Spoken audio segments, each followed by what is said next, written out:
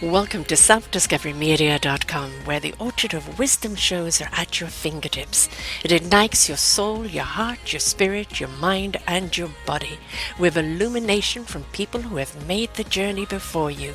They're here now to help you on your journey, on your path of self-discovery. We are funded by you, the audience, and the people we interview. If you wish to support us, please go to selfdiscoverymedia.com and press on our Fund Action button. Anything is appreciated. We'd like you to sit back and enjoy the shows. Here we go.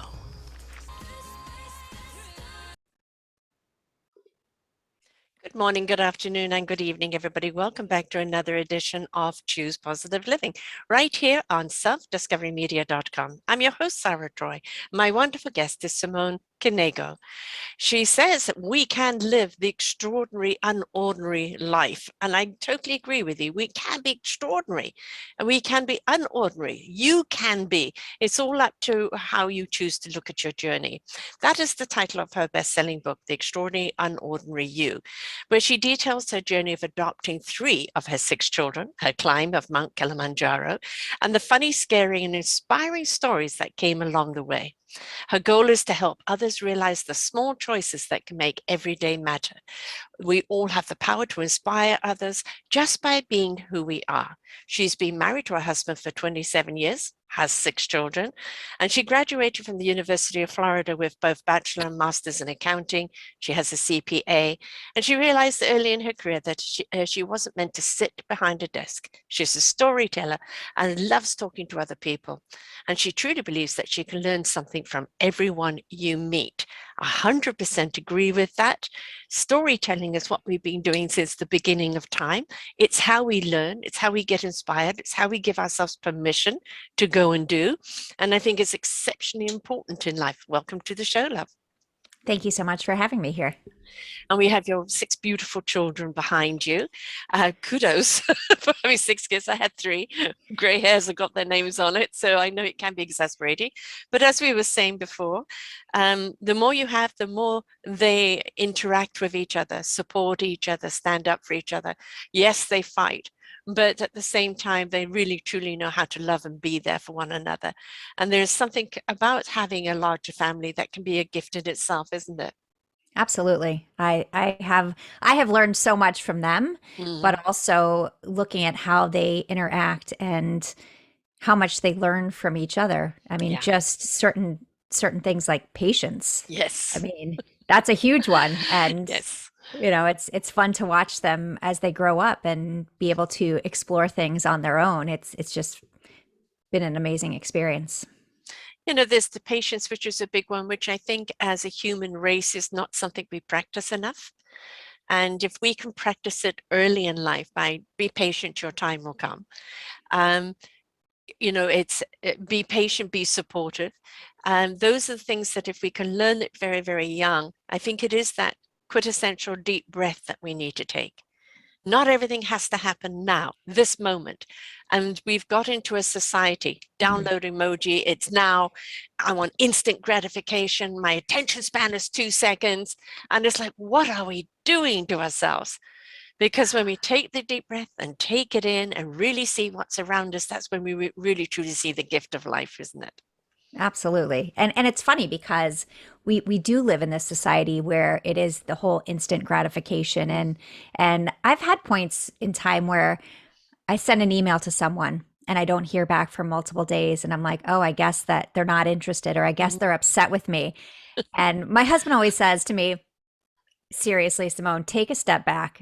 They're not thinking about you. They'll Right. res- they'll respond, don't worry." And sure enough, like the next day, I'll get a response that says, "Oh, sorry, I've been really busy." And here I'm like in my mind Yeah. thinking, "Oh, I did something wrong," or but that's the whole thing. Like we have to be patient. We have to understand that people have a lot going on and instant gratification isn't how we should live our lives. Oh, no, absolutely not. Because where is the value in that? It's like, getting, instant food in a packet, gobbled it down. Half the time you don't even remember you've eaten it, until the indigestion.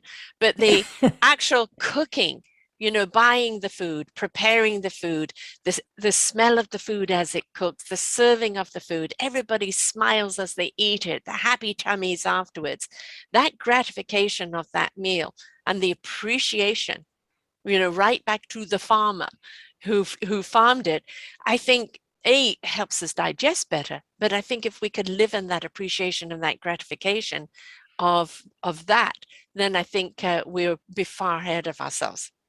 Yeah, agreed. And it's actually something that this year I'm again with 6 kids. Mm. Sometimes it's like shoveling the food into my mouth just to get to the next thing, right? Yes, yes. But I've really made it a priority to be mindful when I Mm. eat because, first of all, I do spend a lot of time cooking. And then I'm thinking, okay, I'm just shoveling it down. What did I Mm. just eat? Did I just eat? Yes, yes. And so, really, I try to think, okay, take a bite and think about what you're eating. Mm. Think about, have a conversation. Don't just like finish your meal in 3 minutes that you took 3 hours to cook. Really Right. take the time and enjoy the company of my family and whatever's happening in the moment instead of just thinking about the next thing I have to go on to. Yeah, that is so very important. We always had a round table. So the dinner table was the conversation pit and the discussion of the day. And then that would be where the big questions, Mommy, what is? And then you go, oh Mhm. God, that question. And according to whatever the age group is, you always answered it honestly, right? And maybe he had to filter it, but you answered it honestly because they felt safe enough over the table, over the good food, to ask the questions and to share their day. And I think we're so busy nowadays. We don't take 5 just for ourselves, but we're just so busy loading every moment up that we really don't understand the beauty of just the presence and Mhm. being there just to hear what would be asked if we weren't so busy. It's so true. And, when now that I have 3 kids that are out of the house, I say out of the house. One has a job. He's out of the house. He's like a full-fledged adult now. The other 2 are in college, and 3 are still at home. And now that there's only 3 at home, we miss that big group Yeah. gathering. And not Mm. that we of course we love having just the 3 too, but it's when everybody gets home, it's kind Mm. of like that's the reconnection point where we're all sitting around the table. And yes, some talk more than others. Sometimes we're like, okay, can we have a cue here? Because you guys are all jumping on top of each other to and but it's what makes it special to Mm. really have those moments where the rest of the day is so busy to take a time out for a second and say, okay, let's appreciate something that happened today. Let's talk about it. Whether it's a good thing or a bad thing, let's Yeah. talk about it. You talk about the extraordinary you is that, and the ordinary is that society tells us we're ordinary, but we know we're extraordinary. We just maybe haven't discovered it or haven't found that platform yet. But if we treat everybody as extraordinary, people say, who do I eat? Who do I interview? Is it celebrities? And I say, well, everybody's a celebrity that Mhm. because I celebrate them and I interview ordinary people doing extraordinary things. And what is this big stigma with ordinary? We're just everyday folk who found a passion for something and want to share it. And that's where the extraordinary comes from. But we've looked at extraordinary as people with the Nobel Peace Prize or, doing the big things. And we think we're so ordinary we can never be that. But we can be, can't we? We can be extraordinary in our own lives. And the people that that won the Nobel Peace Prize or that are the celebrities that we watch on TV, trust me, they have the same feelings of self-doubt. Everybody does. Yes. We never feel like we measure up, that we're never enough. And I'm a big believer in that we are all Mm, more than enough, that we all add value to society and we're all unique. I mean, yeah. that's what makes us unordinary. That's what makes us extraordinary. But we need to take a step back and realize it. We need to take a step back and look at the things that we're already doing in our lives and not think, oh, we have to do something bigger and better. Mm, You're making a difference every day with the choices that you make. And that's why it's so important to me that, for my kids, that I model that behavior, that, when I have a bad moment, I'm like, okay, that's an example of what not to do. right. Exactly. Right. Because every moment is a teaching moment, Mm. really. Yeah. And it's it's a good example of not how to handle things, or a good example of being pushed too far, and this is what happens. You don't get pushed too far.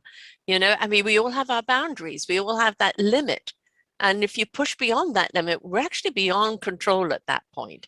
So it is respect how far you can push, and for us also to turn around and say, no, no more, or I'm walking out of the situation, which is again something we don't do enough of, is it?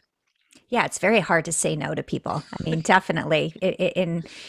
It's actually funny. So when my older kids were younger, I was the classroom mom, and I volunteered for Mm, this. I did all of these mm. things. And my youngest daughter said to me yesterday, she's like, I'm so glad that you're not spending your time doing this stuff anymore. It's really funny because she's like, I mean, I love when you come to stuff, but you don't need to be organizing this stuff anymore, Mom. You have done it way too many times. Right, I'm glad you've learned to say no to those things. And it's kind of funny because here I'm feeling guilty that, sorry, Mill, I'm not going to do that one. Like, she's like, please, you don't need to. It's all good. right. But it is a hard thing Yeah, to say no because we feel like saying no, we're letting other people down. yeah. But there's always someone else that will pick up that piece that we don't have time to do, and we have to take time for ourselves, or we can't get anything done. Like we don't when we don't take care of ourselves, it's very hard to approach the world with a positive attitude. Like Mm. us first, then everybody else. That's kind of how it needs to be. And we, especially as moms, we struggle with that. It's like everybody else first and then us. And that's what I've realized over the last few years is that I'm a better mom, I'm a better wife, I'm a better person when I make sure that I take care of myself first. 1 trillion%. Right? The old oxygenate yourself first. You can't help anybody on the plane if you're Yes. gasping for breath, right? And I think it has been, and I don't know why, traditional for mums to be sacrificial, Mm. right? Live for their children. But then what the children are learning is that you will sacrifice. Well, of course, if it comes to something, yes, we will. But to sacrifice our well-beingness, our health, our mental health, to look after the children is sending them an example, is that they're not enough, they're not worthy, and they can't strive for anything more because they're going to be called upon to sacrifice. We want everybody to contribute the best of who they are. That is what it's about. We're in service of each other. We're contributors to the collective here. But we can't lose sight of ourselves, because then what have we got to give if we're depleted? It's so funny. So and kids are sponges, right? Oh yeah. They hear everything, they see everything. They might not repeat everything, but it's all in there. I was going through a drive-through with my daughter, and the line was really busy, and so I had to leave space because I was in a parking lot, and of course someone goes by me and jumps right into the line in front of me. And I literally lost it. Yeah, And yeah. I'm like, and she just starts laughing at me and she's like, seriously, Mom? I think you might need to reread your own book. You forgot quite a bit about patience and understanding. I mean, who knows what this person, they might not have even realized you were waiting. They might just be having a really bad night and really need a cup of coffee. So Mhm. it's funny because all the things that I say all the time, Yeah, she was saying it back to me, and she was willing to call me out on it, which is great because I am really big about saying yeah. the things that I mean. And so and of course, then it was and then what happened was when we got up to pay, the woman who had cut us off actually paid for our drinks. So, and then my daughter said, well, can we pay for the people behind us? Right. So, Yes. and Yeah. then there was a whole conversation. How long do you think that will last for? Yeah. How many people do you think will continue that? So, anyways, yes, they hear everything, they see everything. And yeah, one of the things I really want them to know and to understand is that they have to take care of themselves. It is Mm. so important. Self care is not selfish, it is self love. And Yes. we have to love ourselves so that we can move forward with loving everyone else. I love the fact she's read your book. Yes, yes, Yes. they I all mean, have. They all yeah. have. Because, generally kids are inclined to look at you as the mother, and like anything else outside of that, it's hard for them to see, Mhm. right? And unless they've been brought up with it. And that's very, very important that um, For me, I came to it kind of late in life. They were all in their teens or young adults when I separated from their father, and then it went into my own self-discovery of who is Sarah now. Mhm. And who I've become now is chalk and cheese as to who I used to be. But they kind of, a couple of them kind of got who I am, and some they're still on still on the fence because they still see mum. Um, it's important that we actually do show who we are, that we're always in self-discovery of ourselves from the moment we're born to the moment we die. Just because your mother Mhm. doesn't mean you know who you are, or you know everything. You're winging it half the time anyway. You're going with your gut. And that, yes, it's okay for you to get mad. Yes, it's okay for you to have to inquire about how to deal with something because you don't know anything, everything. And it's important that they know that life is a constant discovery. Yeah.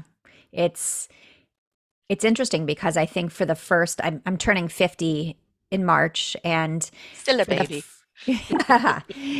but the first 40 years of my life, I didn't think that way. I Mm, really kind of just went through day to day, and these are the things I have to get done, and oh, I don't need to take care of myself, or I don't need to all of these things. And I realized, you know what? I need to figure out what makes me happy. Yes, my yeah, husband, my kids, but beyond that. yeah. So, and I'm a big believer that it's okay to change your mind. I've tried many things in Mm, my life, hmm. and realizing that when we choose one thing doesn't mean, yes, we should move forward, and we should, just like I tell my kids, when you pick a sport, you need to finish the season. Yes, But yes, but once you've given it, put in the work behind it, and you decide, you know what, this still isn't the thing for me, take a step back and keep figuring it out, because it right. is okay to change your mind. I think actually it's imperative, Yeah. because that's part of the learning curve. This whole illusion that you finish school, go to college, get that job, marry 2.2 kids, which I always try to work out how do you do 2.2 kids, picket fence, gold watch is Twilight Zone. It doesn't happen in reality. How many people do you know, especially of our generation, that have only had one job all their lives and they've gone through, the whole spectrum of the job there? We are very often have to work two jobs to make it work, or we have to try different things. I only discovered this 10 years ago at 57. Mm, And I didn't even know amazing. what a podcast was at the time, right? So it's like I didn't know if I could do it. But I Yeah. think that's the key. We don't know what we're capable of, or what's going to interest us, or what's going to really be that meaningful purpose, unless we're willing to try it. Yes. And I mean, I've done many things in my life that I thought, I look back and say, that would have been never, that wouldn't Mm, have ever been something that I thought I would like, but you know what? I loved it. yes. And again, climbing a mountain, right? Yes. That was not, Yes. that, What brought that on? How yes, did you study? Oh, I'm going to go and climb Kilimanjaro. yes. I am not a super athlete. We'll start with that. And I'm good with that. Actually, we had a friend who had climbed it the year before, and he went with a philanthropic organization, and they were putting together a team for the next year. And so he called my husband and said, "Are you interested?" And of course, the way I tell my story is 1, 2, 3, no, thank you. Call Simone. And so, and of course, my husband's like, I don't remember it exactly like that. And I'm like, oh, but that's how I remember it. So that's my story. And so they did. They called the guy called me, and I said, you know what? Yeah, I want to do it. And then I thought, I better up what I'm doing. And then I looked and I was like, oh, I got a lot of work to do here. So Yes. I trained for 6 months. That's all the time I had, because when I committed, I had 6 months, and I was in the gym every day and really got in the best shape of my adult life. Mhm. And it was an amazing experience, because it was the first time that I went into something and said, I'm going to do this because I believe in myself. Yeah. And that was a huge moment for me, because I struggled with self-doubt. I mean, trust me, there's still that voice inside my Oh, head. yeah, yeah, yeah, yeah. I'm It I'm always able wants to to, keep coming back up yes, again, right? Yeah. yes. But that was a moment, because I had friends say to me, okay, Great. Can't wait to hear about it. Can't wait to see the photos. And then I had lots of other people that would say, "You really think you're going to make it to the top?" Oh no, I'm going to make it halfway. That's why I'm doing this. Right. Like, Yeah. and so you can't listen to No. the that voice and also other people's voices that are the naysayers. It's really Mm, about you have to believe in yourself and you have to put in the work behind your goal. It's not just right. setting the goal, it's the work. Yes. And so that was And, a really powerful moment for me. and no judgment if you only made halfway up, right? Yeah. That's the fact is that you got out and prepared and tried. Whether you reach the Yes. top or not is not really the point. If you do, hallelujah. But if you Yes. don't, is the thing that you took yourself out of your comfort zone and you Yes. went to try something that was totally radically new and you had no idea what the outcome was going to be, but you allowed Mhm. yourself to immerse into it. And for me, I I don't I used to look at failures as failures. Like that Mm, was like it would prevent me from even trying. right. And to me, it's not a failure. It's a bump in the road that says, okay, try this direction next time or, something different so that but I don't look at it and say, "Oh, that's so embarrassing. I can't believe that I didn't succeed at that. I'm never trying anything again." No, I say, "Ah, okay, well, that wasn't so great. Let me try something different." Right. And it's really about my mindset. It's taking it in a different direction. So, and when I reached the summit, I it was a moment where I said, this is everything that I look back at my life, it got me to this moment in time. So all of the struggles I had, anything that, all the naysayers, it was like, here I am. I am proud of myself. I did this. And this is the beginning of me truly believing in Mm, myself and all of that self doubt that I struggled with for so many years. I really left it at the summit. And again, it's a constant work in progress, but yes. my first thought is never I can't do that. It's Right. I ask myself, do I want to do that? If I want to Right. do it, that's a big difference because Yeah. I think a lot of times we say, "Oh, I can never do that." Well, do you want to? No, I don't Mm, want to do that. Those are the words you should use then. yeah. I don't want to do it, but you can do things. You Yes. just have to again set the goal, put in the work. Every time I reach a challenge in life and I think, oh God, can I do this? In my inside voice goes, look back, look at what you've overcome. Look at that you thought you never could get out of. Look at this and look at that. All right, some things you can look back on, they can give you hives. Oh my God, why did I do that? 100%. Right? Yes. And other things you look at and go, oh my God, look at what I did, or look at the fact of what I faced, or I discovered my strength, I discovered my courage, I discovered my abilities. Had I not been willing to explore or try something, I wouldn't have known how strong I was, how resilient I was, how courageous I was, all these abilities that I had that I never knew I had. Right. So Yeah. sometimes looking back at where you've come from is a wonderful boost forward and say, well, yeah, I've done it before. I can do it again. But as you said, do I want to? Yeah. Because if you don't want to and you think it's an obligation, then it's going to be constantly like a hand pushing against your chest. It's going to be a Mhm. fight. But it's like, I really want to try. I really think let's just give it a go and see what happens. Right? I'm going to give it my all. And then no matter what happens, I gave it my all. Right? I literally spent everything on it. And then it didn't work out, but I worked out. Yes. Right? You Yeah. always come away with some nuggets, some knowledge, some self discovery that's going to help you on the next journey. Success doesn't always mean the end goal. It is what did you learn on the journey that's actually Mm. preparing you from where you really need to go. Yeah. I mean, for me, it's always well, not in the past, but now it's always about the journey. And Yeah. that realization is that all of those moments, brought me to even right now where I am right Mm. now, right? Sitting here today. And Having same written thing a with, book. yes, Right? same thing with writing a book. That was Yes. completely out of my comfort zone. Again, as you said, I'm a CPA. That's how Mm. I started my, Right. I don't practice anymore, but that's how I started my life Mm. is, and not as a writer. And so when I said to my husband, I think I'm going to write a book. And he's like, okay, great. Can't wait to read it. And you're not really a writer, are you?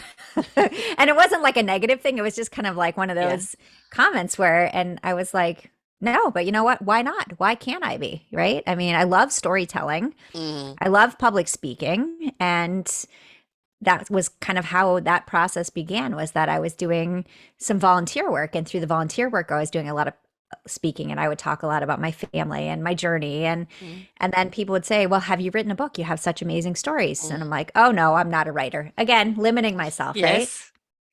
And finally, one day I said to myself, why don't I write a book, right? I do have like great stories that I want to share with the world, that if I can change one person's mind, if I can Yes. inspire one person to do something different, then it's worth sharing, even the hard moments. It really is. And Yeah.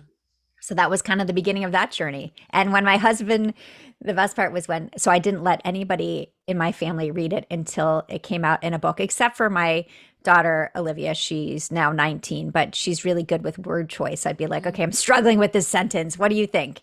And so she had read a bit of it before, but I wanted it to be my stories, right? I mm, guess every story has three sides, right? So I wanted to make sure that it was my side of the story as I told the stories. And so when my husband read it, he cried, and mm, he said, you know, I know all these stories and it still makes me so emotional, and I'm so proud of you. And it was really a special moment because, you know, I didn't let him read it ahead of time. I was just mm. kind of, and then he said, okay, I don't remember that story exactly like that. I'm like, again, perspective, right? Yes. Yes, we all have a different viewpoint. Yeah. My brother is a professional writer and did teach, master diplomas and literature and writing. And so I started blogging for his website, and he would get in and change it. Right now, I have dyslexia and I can't spell to save my life. So going in and changing the grammar and the spelling, yes, please do. But he would change the content, and I said, no, no, no, you can't do that because you've lost my voice. And I said, please keep, you can tidy it up, but please keep my voice. And then he got annoyed that I had so many people responding. And he go, but why are they responding? And I said, because I'm relatable. I'm sharing something that's happened to me. So other people are feeling that. And that then builds a connection, right? And he's actually let me interview him a few times now. So, finally they kind of got into that. But there will always be people who are the professionals that would tell Mhm. you you're doing it wrong. Now, I 100% agree. If you're going to write a book, a good editor, Yes. right? A good cover book. So many people go into the black with the red writing, and I'm sorry, it's not that friendly or warming. Your color, you may notice, is very similar to the colors I have on your book, Yes. right? So, Yes. and it's actually very appealing, it's clean, and it's open and welcoming. It's very important that you choose that. But most importantly is your heart in it? Mm. Is it relatable? Is it something that people go, you could be telling my story, right? Oh, that story, my goodness, it's to shift my whole perspective, or it's become a solution to a problem I had, right? And as you said, one person's life shifts for the better, then hallelujah, Yeah. right? And again, because I wasn't a trained writer, and I love storytelling, I really wanted to make sure that my voice came across. I'm Mm. not going to write words that I don't usually speak with. And so, one of the, I've heard it a few times from friends, they're like, oh my gosh, I'm reading the first chapter and I can hear you inside my head. And I said, thank you so much. That's Yes, exactly how it's supposed to be. right, Um, exactly. You're not writing somebody as it's the other people are taken. yes, You are meant yes, to be you. yes. I got it all the time in the beginning with the podcast. Why aren't you like Rachel Meadows? Ah, we are totally different in what we present. Why aren't you like this person? And I go, because they're taken. Yes, I'll do it Sarah's way, and people have the choice to accept or not accept, listen in or not listen in. I won't be offended, but I can't do it anybody else's way because then it will come across as fake. And yes. people can pick that up immediately. Just as I said, they heard your voice in their head, but if you'd written it kind of professionally the way it should be written by somebody else's opinion, you would have lost your voice in there and they wouldn't have connected. Yeah. It's funny you say that about everyone else's taken. I was in Boston and we were at a playground and there was a nanny with two kids and one was trying to copy exactly what the other one was doing. And it was so cute because she said, "You can't be Sam. Sam is already taken. You need to Mm, be you." And it was really cute. I was like, "Oh, that's so great." Like yes, for little kids too to understand. Just be yourself. Be who you yes, are. you are Don't try to enough. You are Yes. enough. You are Yeah. more than enough. Don't try to Uh-huh. copy anybody Right. else.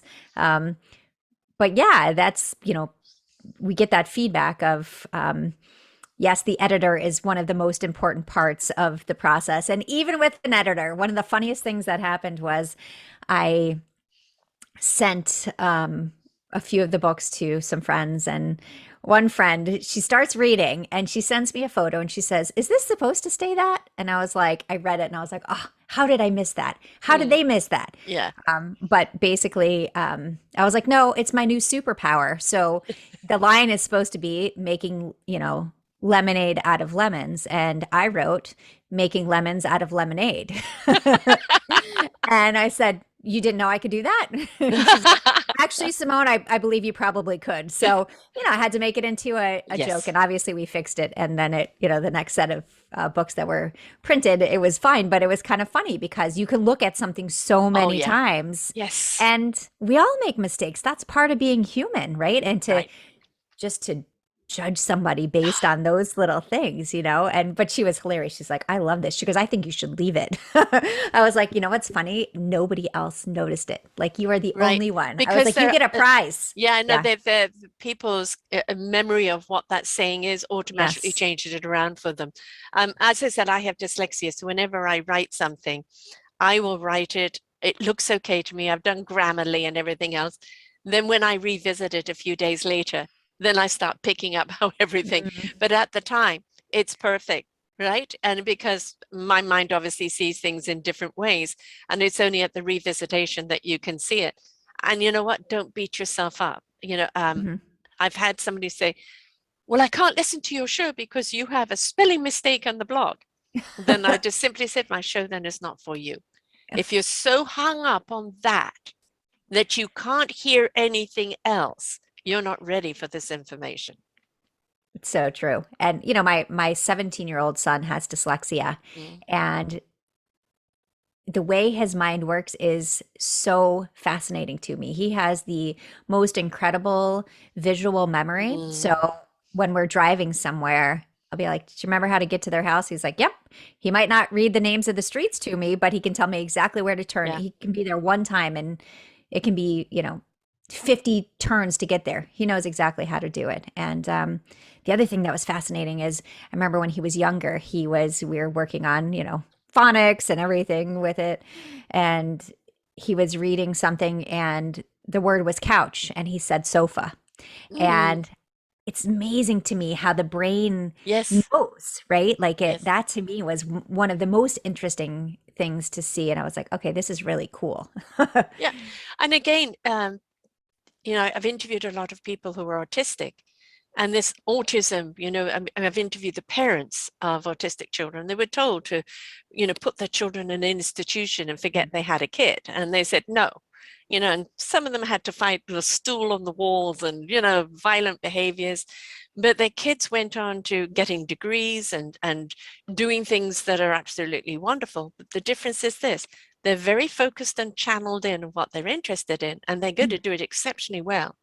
Where they're not focused and channeled into is society's dysfunction. And do Yes. you blame them? Right? Yes.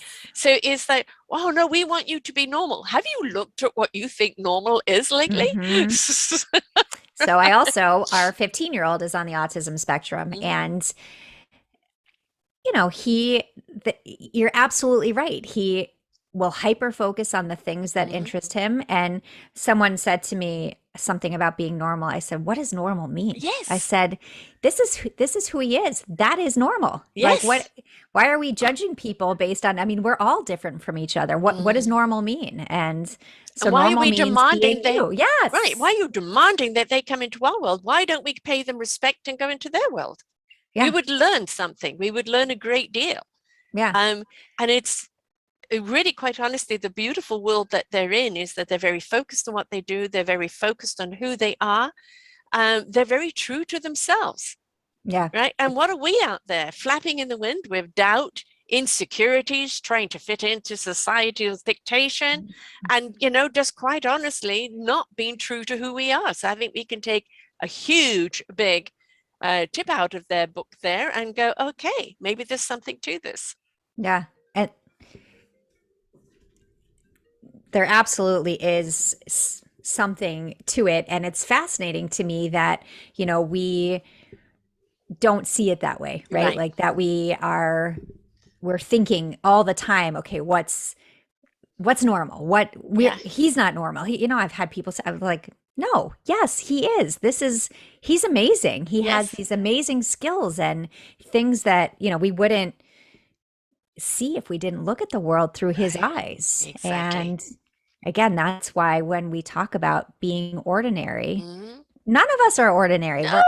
We're all unique, and Yes. it doesn't matter if we're how we whatever label someone wants to put on us. That doesn't matter. Like that's not how the world should work. Maybe sometimes it is how it does work, but to me, that's not, these aren't limitations, right? No. Having dyslexia is not a limitation. Being on the Yes. autism spectrum is Yeah. not a limitation. These are who we are, Mm. parts of who we are. And we just need to And be able why to we are. respect people. Yes, Yes. I mean, respect people for exactly who they are. exactly. And the reason why we're given this is there's always a spiritual reason behind everything.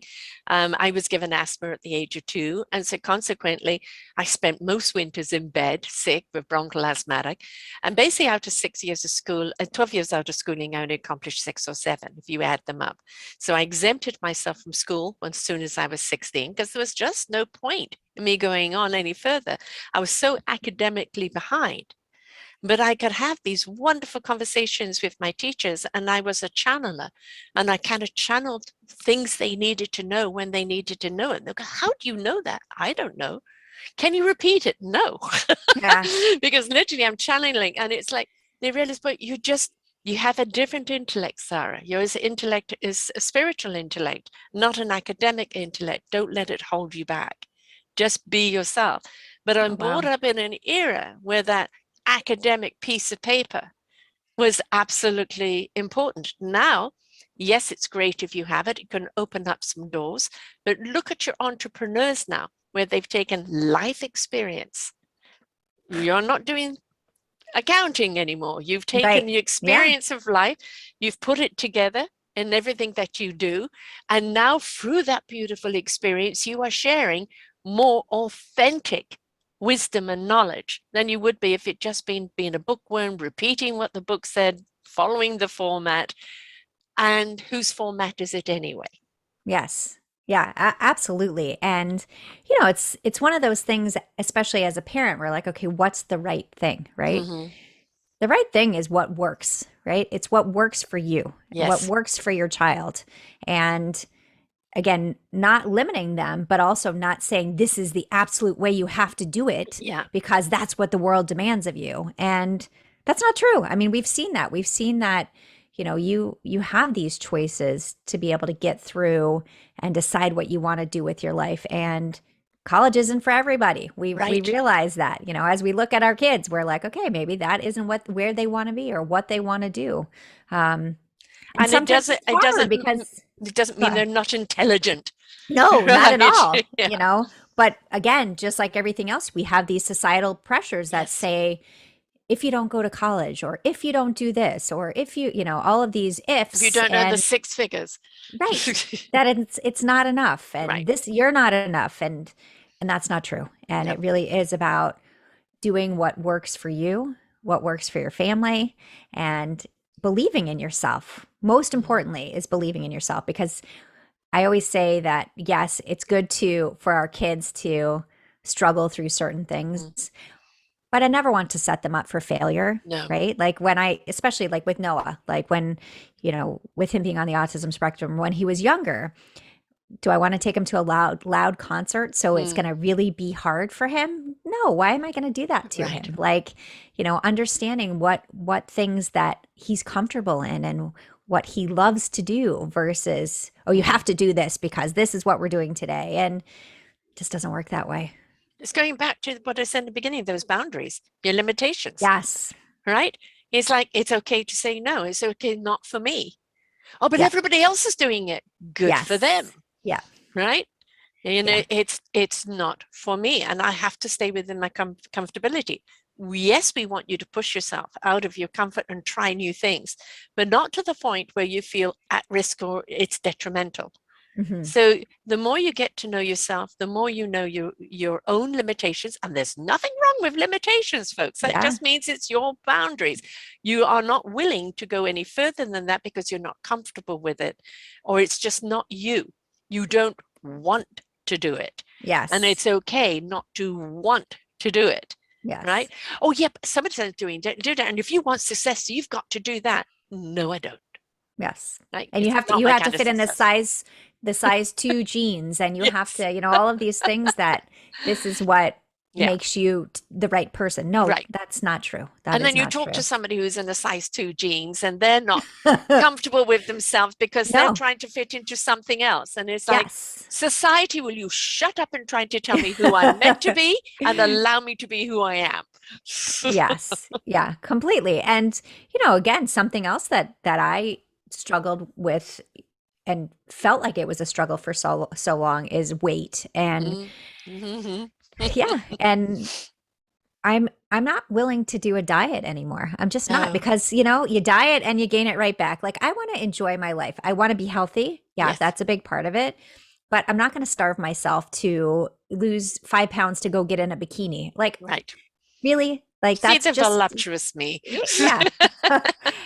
And I'm happy with who I am. But that took a lot of time, and Yeah. it took a lot of looking in the mirror saying, Mm. I need to love who I am because I am the only me, and positive affirmations, all of those kinds of things that really made a difference in how I look at myself, how I look at the world, how I look at other people. I no longer look at other women and say, oh, I wish I could Yeah. fit in a bikini like that, or I wish I could do this. Now, instead, I'll be like, oh, that's an amazing bikini. You look great. Like, Yes. but it's not about me. Right. And, Exactly. Oh, it's no I'll longer kill about for your me. legs, but it Yeah. doesn't mean I'm going to kill myself to get them.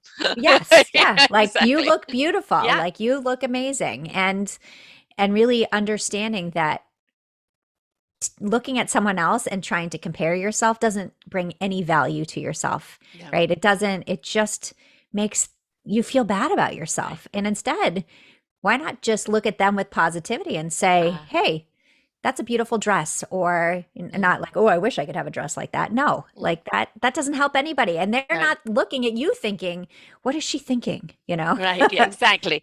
And two C's I don't like is compare and compete.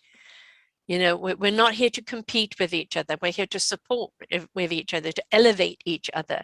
And we compete with ourselves into a point where we want to be the best we can, but it's not about winning. Life, living a beautiful journey that you enjoy every day and you've got a reason to get up for every single day, you've won. If you can Yes. keep that up, you're walking with the gold. But this whole thing, I've got to win this, I've got to achieve this, and I've got to compare myself. And it's like, no, you're downward spiral. And the other thing is when people are criticizing you, as I'm just remembering something my ex said to my children, actually, your mother, I'm a person of image, and your mother is both too old and too fat for me. Oof. And so my kids immediately went up, and one daughter says, "That's why she's divorcing you." And the other one's, "No, she isn't." And the other ones looked Wow. at him and said, "I can't believe that came out of your mouth." Still oblivious to it, right? Wow. And but I had already got to that stage where that kind of statement no longer affected me. Before it had. And Yeah. it's like, I'm 4 years younger than you, so you're 4 years older than me. So if the age bothers you, you Yes. know, Look at and yourself, right? and Yeah. fat, it's all perspective, Hmm. right? And if you're hung up on weight, it's your hang up, it's not mine. But I had to go for the battlefield to Hmm. get to that point. And the thing is, don't take on other people's judgments or their own insecurities being projected on you. It's exactly what I say to my kids, and it's funny because it took me years to learn that for myself. Mm-hmm. But when there was someone that would be mean to them at school, whether it was truly someone who was bullying them or just someone with a nasty comment, I would always say to them, it's not about you, it's about them. Yeah. And if you want to, you can talk to them about what's bothering them because Yes. typically something might be happening in their house, whether some struggle with their parents or whatever. And so it's not about you. So you can't take it personally. And I always say, just feel bad for them. Look at it Mm, that way instead of making it's not you. Like right. really take a step Do you back. need a But hug? Do you need some yes, love? Because, yes. that kind of comment. I see from the picture behind that you have obviously a mixed race family, Hmm. and my children are half Chinese. So we've still got this awful stigma on color. Mm. And that prejudgment that people see whatever the color of your skin is and immediately pass judgment on it. And it's like, oh my God, human beings, are we still here? Really, are we still here? But it's again, as you said, water off a duck's back. If your children can look at that and go, but that is your issue. And there's a beautiful statement that Sidney Poitier said in one of his films. When you look at me, you see a man of color. When I look at me, I see just a man. Mm. Yeah. It's I mean, I have so many stories around this, Mm, but it is one of the things I'm working right now is a TEDx about racial bias. mm. I'm expanding it more to just to be about bias in general. We're black, white, Asian, and Jewish. We got Polka a lot dot. going on here. Yeah. Exactly. And but it's the first thing that people see. And, Mm. I'm really big on that. Why do we have to label everything? Right. My black friend, my Asian friend, Right. she's a female doctor. She's, all of Mm, these things where it's like, okay, yes, that's not mm, how the world should work. And so really that's one of the things that I really discuss with my kids all the time, open conversations. And again, until I had a multicultural family, right. I didn't realize the conversations that I needed to be having. But basic things like when Millie and Noah, my two youngest, so Noah's from South Korea, Millie's from Ethiopia, they're playing on the playground one day, and another child came up to them and said, "He's your brother. How can he be your brother? You guys don't look anything alike." And she's Mm. like, "Well, we're adopted, duh." Yeah. And just and obviously that was like a kindergarten age where that was kind of her response to things. Right. But just having them have these tools to be able to say, Mm. please, like this is not about me, this is Right. about you, and how can I help educate you, how can I teach you, what can I say to help you understand that, instead of, because I'm a big believer in that, when someone asks a question and they don't know how to say the words, we should still answer and we should help educate them on Yes. the words to say. Yeah. I had an experience once in the grocery store when Millie first came home, and a woman came up to me, and I was at the bakery counter and Millie's sitting in the cart, and the woman said, "Can I ask you how much you paid for her?"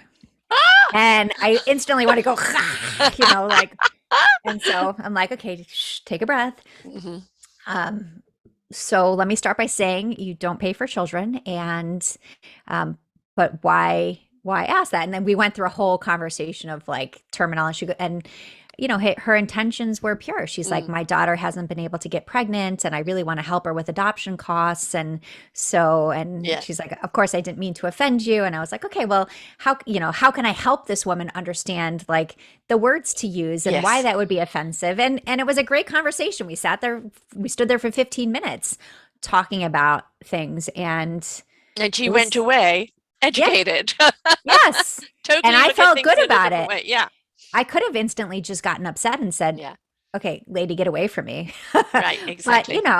so I feel that way with my kids and with the people around me, that, this is, ask me the question so I can help Mm. you understand. And, we need to be talking to our kids at a very young age so that Yeah. they all understand this, and so that they don't form bias starting at 3 years old, Yeah. which is, it happens, which Oh, yeah. is, all things that we need to work on.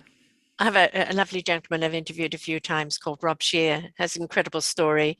And like three kids on kneeling on the kitchen floor with two drunk parents playing Russian roulette, saying, "Who should we kill first, Ma?" And this was his life growing up. Oh, And then he wow. went into the foster care. And then 40 years later, he and his husband wanted to foster children to discover that they still have black garbage bags for their clothes and their possessions. And so he started a thing called comfort cases, which is their own bags, their own dignity, which now has just grown massively. Um, but it ended up, two white gay guys in North Carolina adopting five black children. Yeah. Right? And you can imagine what they went through to get Yeah. that. And it was just about take away the color, take away the sex, just look at, are we able to look after them? Do we have the love for them? Yes. And then ultimately, I'm a huge advocate for children because I do believe that if we don't invest in our children, they become the dysfunctional adults Mm. of today. And because we haven't invested in our children in nurturing, in finance, in education, in their basic human rights of having a voice. And Yes. I think it needs to change considerably. And it's only by shedding the light on it and educating people of what to say, how to approach something. You can be inquisitive. We're not going to blame you for not knowing, right? But you've Yes. got to be willing to be corrected on how you ask or what you do with the information afterwards, right? Yeah. I mean, I make mistakes every day, right? Mm-hmm. Like We all do. that's just Yes. part of it. Yes. But if you don't ask the questions, you'll Mm-hmm. never know. And if you're too scared to ask the questions, then how do you learn, right? Right. So we have to be able to ask. And anytime I ask something, I would start with, I'm sure I'm going to say this the wrong way, but I would love your help with this, or Yeah. something Mm. where, like, so that you're not starting by offending somebody Yeah. with, and just being honest and saying, I really want to know more. I really want to understand more. And boy, most people will be like, yeah, how can I help you? Right. Because it is important that and that's how I feel that my role is Mm. that ask me the questions. I want to answer. I want to help. And we were at dinner one night, and we had all the kids. We were at a fancy restaurant. It was end of the school. We Mm-hmm. always do a dinner at the end of the school year. And this one couple, they just stared at us and stared at it. And we were having a great time. And the kids were like, oh my gosh, can they please stop staring? Um, and so they came over after dinner. The couple came over, and the kids were like, oh, here we go. And all they said was, you have the most beautiful family. Mm. We really enjoyed watching your interactions. Mm-hmm. And, so again, you have this idea in your mind that people are Yes. like judging, or people are, you Yeah. know what? Like, we need to kind of let that go. And again, be that positive piece needs to come in. And again, the piece about educating other people Mm. is so important. We've got the Me Too movement. We've got Black Lives Matter movement. We've got so many movements out there. And just like the pendulum, sometimes they swing too far one way before they find a happy balance. But they need to swing in order to kind of bring about the changes. My daughter is in the one of my daughters is in the hospitality business, and she is a bar manager. And I was just listening to the stories of her and some of the other girls that are working with her. And it's all the stories. It's like, my God, this is like 50 years ago, the misogyny. And it's like, in 50 years, we have not moved forward, Yeah. right? And I said, the only way you're going to change this for you guys right now and for the ladies that are coming up is to stand up together and say to these people, this behavior is not acceptable. Hmm. And we're willing to walk unless you change your ways, because we really do need to stand up against anything. We don't have to do it with malice, but we can certainly pull, I think, kind of the little mama thing of saying, Yeah. not acceptable. That is not Right? okay. Yeah, Yeah. exactly. And it is so true. I mean, my mom's a retired physician. She went to medical school in 1961. She grew up in rural Pennsylvania on a farm. Her mom had a Mm, sixth grade education. Her dad worked in the coal mines and a local brewery, but she knew she wanted to be educated. And she walked into a library, and that changed her life. That was yeah. kind of the beginning of her desire. But let me tell you, like, what she went through, and Mm, even now, like, mm, it, she's 82. She struggles so much still with self-doubt because, you know, she was always, you're working in a man's world. Yes.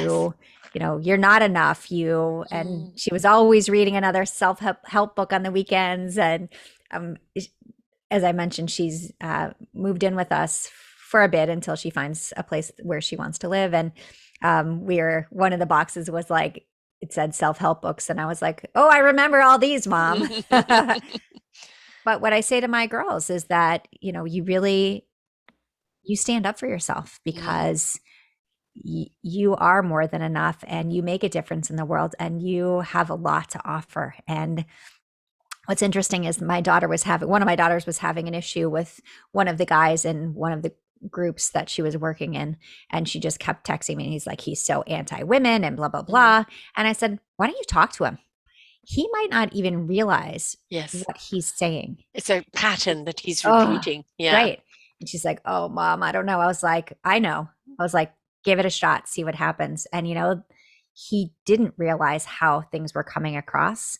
And he was super apologetic. And they're actually very good friends now. And she Mm. really enjoys working with him. And the Mm. next group that they had, they chose to be in the same group because, it was kind of a big moment for her to say, wait, it does work if you have a Yes. conversation. It doesn't always, but you know No, what? Again, we we don't can't know step until we down. try. Right. Exactly.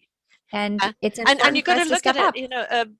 so many things, especially with men, there's this pattern, right? They've been taught all their lives. And it's like we can't turn around and blame them because this is the way they've been brought up. Yes, today, with every form of media in your face telling you that's not acceptable, it's still hard to break a pattern that's been indoctrinated to you. You've got to be willing, no matter what sex, color, creed, or anything else you are, you've got to be willing to change a bad habit, a bad pattern, and go, you know what? I find myself doing that. I know where it's coming from, dad, uncle, granddad, but I need to change that because I won't want to treat my mother that way or my daughter that way, and I need to change it. So there is this accountability that we need to have, right? The responsibility of our own actions. And we're going to react in the moment with what we know. So if that Yes. reaction we look back on and go, I wish I hadn't reacted like that. Well, Mhm. had you known better, you wouldn't have. Right. So be willing to always learn so it doesn't happen again. Yeah. The movers were at my mom's house the beginning of the week to take everything that she wants to keep into storage for now. And they were telling me that they have this service it's an older adult moving service where they'll come and they will take all your stuff. They'll take pictures of everything, like every little knickknack that's in your cabinet, so that when you move into the next place, they'll put it all back exactly how it was. And the guy said to me, and that's such woman's work, but this guy here, he does that. And I was like, explain to me why that's women's work. And Mm, so we had a whole conversation about it. And his son was also there helping with the move. And I said, just so you know, if you say that to a girl your age, you will never date her. I was like, right. this is not Yes. okay. Yeah. There is not women's work and there is not men's work. There is work, and you choose the work you want to do. But, you know, again, cooking, that's not women's work. No. And cleaning is not women's work. It's work. And it was really funny because the son was like, oh, trust me, I would never say anything like that. And the dad was like, well, why not? And I'm like, oh my gosh, here we go. Let's have a whole discussion about this. And Yes. it's important to call people Yes, out when it you is. you see something, you say something. I mean, carrying a baby and giving birth. Yeah. Okay. We Yeah. can't get them to do that, but they can be in it with us. Their support, their understanding, their being there. My daughter's just had a baby 10 months ago, 48 hours of labor. And I am so happy that she has the husband she has because he was there the entire time through the whole thing. And afterwards, I mean, they definitely co-parent. It's not like, well, that's up to she's the mother, she's got to do that. No, they share their responsibilities. There's certain things that she does because he's doing that. But then they pull together on the other things. Dirty diapers, laundry, you name it, getting up in the night, the feeds, the everything else, as it should be. Just because we carried them and gave birth to them doesn't mean we're solely responsible for them. Yeah. It's so true. And the, when our kids see that both parents Mm, do all of these different things, then guess what? When they grow up and they have children, yeah. they're going to be that same way. I mean, they follow our lead. And so if we're like, "Oh, no, men don't do that. They don't change diapers." Well, Mhm. oh, please, really? Like Yeah. yeah. Good luck with that one. Yes. Yes. Yeah. Yeah. Yeah, my son is in a relationship with someone who has a 7-year-old. And I know at first he was like, I really love it, but, can I be the dad and this and that? And they've moved in together. And I was staying there for a couple of days on the couch. And there he is getting up at 6 o'clock in the morning, making her breakfast, funny faces, you know, uh, Oh, making sure she got off to work when she comes home from school, playing games and doing everything. And he's totally immersed himself into fatherhood. And it's like, I've always said there's a father waiting to come out in him, just waiting to come out. And like, he's now chosen, okay, I am going to have to navigate this. It's a new territory for me, but I'm just going to pour myself into it. But I actually do think, kind of watching my son in law and the immersement of it was kind of a good, you know, thumbs up there. So yeah. we learn from other people around us. And I think, guys, if anybody's listening to this, or women, get them to listen to this, is it's okay to ask for help or ask Mm, for advice. It's okay to say, I don't know what to do in this situation. What do I do? Please put away your machoism and just say, I'm vulnerable here. Help. Because yeah. we love you more for that. Yeah, absolutely. I mean, again, being human, showing that, Yeah. hey, I really want to participate in this. I don't know where to start. Tell me where to start. Tell me how to do it.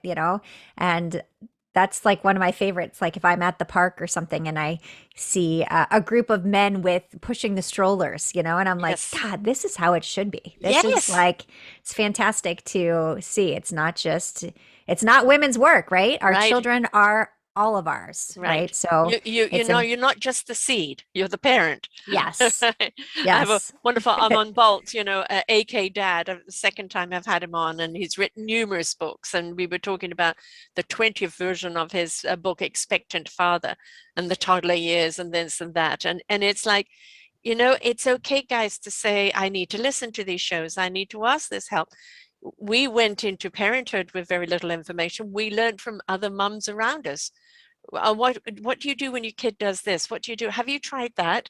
Oh, I use this. This helps, right? Hmm. And we're willing to talk to each other. Yes. Guys, put away this machoism and go, other dads, I need help. It's okay to ask for help. It takes courage and strength to ask for help. Be that courageous. It's like before we had GPS and Mm. we'd be driving somewhere and I can't, no, I'm not gonna stop and ask where we're going. I'm Right. like, yeah, yeah, we are. Yes. Okay, we're not driving around for 2 more hours. Let's Right. stop. Let's ask. Okay. Yes. Ask for help. It's Exactly. okay. It's We okay. all need help. It is It's not a not you, sign of it's not me. We weakness. all Ah, no, yes. no, It's not. it is No. not. So you have the TED Talk coming up. You have your book out. What is next for you? What are you doing now? Oof. What aren't you Really, doing now? yes, what aren't I doing? I'm again, this TED Talk is a big one for me. I actually did a TED Talk in December, which about finding your Kilimanjaro, all Mhm. about, realizing what you're capable of, really specific Oops, we had a women's freeze. TED conference. Um, and really maybe I'll write something again. Mm, I got do the a bug blog. now. Yeah, I know. I do a blog every week, so I keep up with that on my website. And I again, it's really for me right now, it's about the public speaking, really Mm, getting my messages out there and having other people realize that you make a difference and yes. that again, if you would have asked me 10 years ago, I would have said, "Oh, I'd never do this. This would be way outside of my comfort Yeah. zone." And you know what? This is what I love. So, Yes. it's Yes. taking those risks and helping people realize that yeah, it's okay to take this step forward and it's imperative that you do so that you realize what you're capable of. Right. And what you love. And Yes. when you do something from that heart, from that passion, you're going to do everything you can to do it well because you're driven by it, right? You're Yeah. compelled to do it. Yeah. And so you're going to do whatever it takes to do it because that's what you're here for. That is your contribution. That is your meaningful purpose. And we're all looking for that. And we have different purposes in different times in our life, different chapters in our book, Mm. right? And so, it's okay. I mean, as I said, I was 57 when I started this. I'm turning 67 this year. It'll be 10 years me doing this. Wow. I fell into something I had no idea what I was doing, into something that I'm extremely passionate about because we get to meet people like you Yeah. who have embraced your redirect, who are there to share that inspiration, which begets invitation to other people. And that's what it's about. Those stories of strength and courage and ability and joy and wonderment then becomes to somebody else, well, maybe I can. What if Yes. I did it? What if I gave it a try? And those are the seeds that you're planting and watering for others to grow. Yeah. And it's exactly what I love doing. Mm, And if that also includes making a difference in someone else's life, that's even better. yes. So that really is my motivation. And again, I want my kids to grow up happy and healthy and all of Yeah. those kinds of things. Uh, but really taking that time for myself now to say, okay, Mm. this is what I love doing, and I'm going to spend the time doing it. And yes, I'm going to travel a bit, and I'm going to be out there, and yes, I'm taking time away from certain things, but it's not time away because it's time for me. It's time invested, Yes. right? And that investment will pay off. You never know the impact that a statement that you make, an observation that you make, that has an impact on that one person at that right time in their life that literally can change their entire direction. Yeah, between the book and some of my blog posts where people will reach out and say, I really needed to hear that today. Yeah. Thank you. I was really struggling today. And that kind of really brought me back into, okay, I'm okay. Like Yes. I can do this. I can move forward. And to me, there's nothing more powerful No. than having someone say that my words Yes. really made a difference for them. And it just warms my heart. We are the difference that others seek, Yes. right? So And it's others are the difference that we seek, right? So like what that's yeah, community, right? yeah. That is around the campfire, everybody sharing their stories. That is, we learn from each other.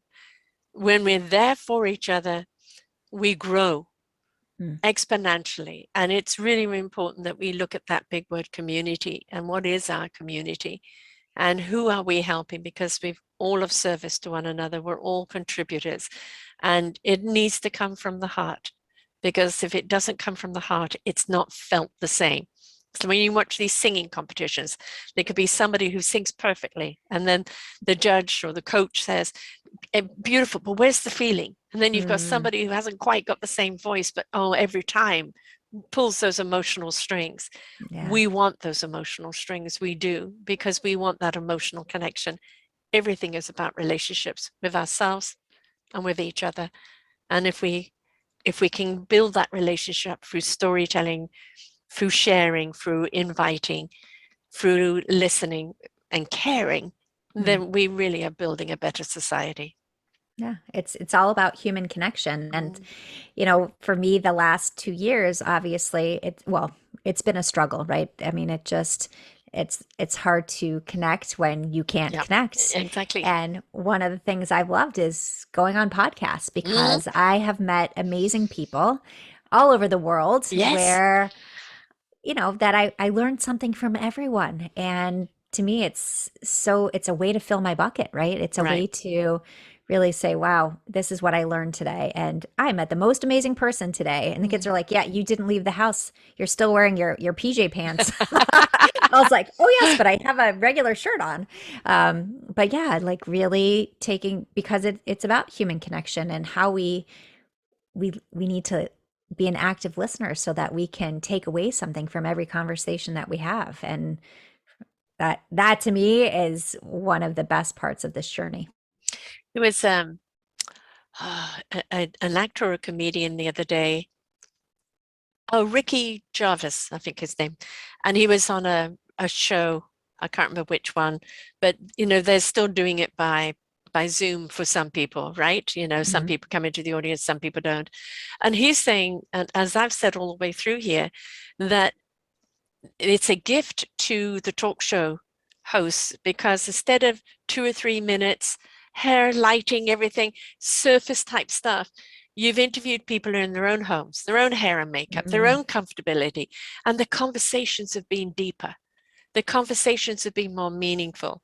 And I've noticed as people have come back, a lot of the talk shows have completely changed their format to be more kind of one-on-one with the conversation and more like a podcast rather than a TV show, because podcasts allow things to open up and reveal, right? Which is we all want that conversation, not when we don't want the 2-second attention span. We want something deeper and more meaningful that has answers and that Yeah. gives us solutions and tools to move forward with. So keep on with your TED Talks and your blog and writing more books because that's what's needed out there in the world. Thank you. How do It's people get hold of the book? How do they watch your TED Talks? How do they read your blogs? How do Thank they get you. hold of you? So you can find my book pretty much anywhere online. Obviously, Amazon is a big one, but really most online bookstores have it. And finding me is my website, SimoneKnego.com. Can you spell And that for the people who are just listening yes, now? yeah, I know, right? I had to marry someone with a difficult last name. And I was named Simone before Simone was a popular name. Right. Um, Lovely it's name. thank you. SimoneKnego.com. And you'll find my blogs. There'll be stuff about my speaking. And also, if you want to reach out to me, shoot me an email, send me a message. I would love to hear from you because, again, the human connection piece is so important. And that's kind of really what I'm about. So find me there, reach out to me, and I would love to. I will definitely reach back out. And tell them about your podcast. You mean my TEDx? I I've got it here from your site, so I think it's Oh, the let me have a look here because I link I took from your site. So yeah. I'm opening up your site right now to see whether it was called TEDcast or PodX. PodX. So I don't have my own podcast, but I've been on 2021. I set a goal of 100 and I did 102 Wow. last year. So this year I'm not being as ambitious in terms of the number of podcasts, but really want to make sure that I find, like this one, ones that I really connect with and that my messaging aligns. And again, just about meeting new people. The TEDx that I did in December is it's not out yet. It again, we recorded everything, and it just has to be approved by the TED site so that everybody can watch it. And the next one, I'm going to be at UC Santa Barbara in April, and so hopefully that will come out shortly after that. Excellent. Good. Glad to see that you're getting around because your message is needed.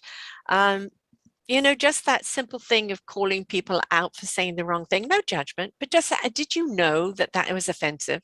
Or Mm, maybe there's a better way you can say something. And, I'd like you to know that when you say that, you're hurting someone's feelings. Do you know why?